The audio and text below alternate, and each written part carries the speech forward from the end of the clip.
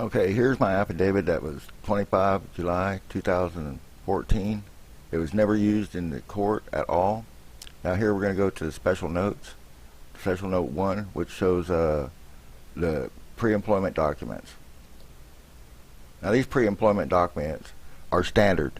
Everybody signs these. It's part of, employment and everything like that. They're not binding. They're not a legal contract. There's nothing that they could really take you to court about unless you violate the law in the process, like if you steal, break in and steal, or anything like that.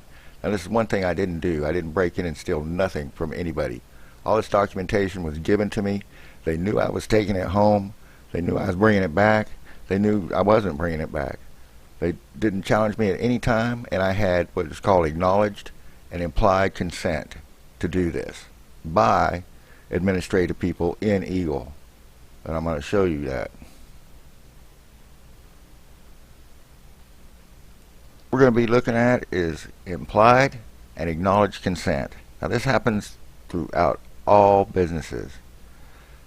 And I had Russell knew what I was doing, Greg knew what I was doing. It was all, even the forklift driver, everybody around Eagle. And this can be given to you by any administrator and not just John Richard Roy, because it's up to him to find out what the company's actually doing. He's like the plant manager, production manager. He's supposed to know what's going on and be in control of his people. So I was given implied and acknowledged consent. They knew I was taking this stuff home, and they didn't challenge me or do anything to stop it. And as far as I knew, it was fine. And they knew that I wasn't bringing it back. And I never showed this paperwork to anybody until after I was wrongfully fired, and that's it. It just means the acknowledgement that the fact that they knew I was taking it. None of this stuff was marked confidential or anything like that. It was just regular standard diagrams that you can see all over the internet. Now we're going to talk about the company's responsibility. In order for them to fire you or hold you responsible for some of their policies, they have to be diligent in enforcing them. And they weren't. This stuff was all over the place. It was in trash cans. It was in a public dumpster. It was blown across the property. It was. And John Richard Roy knew it. Everybody at Eagle knew it.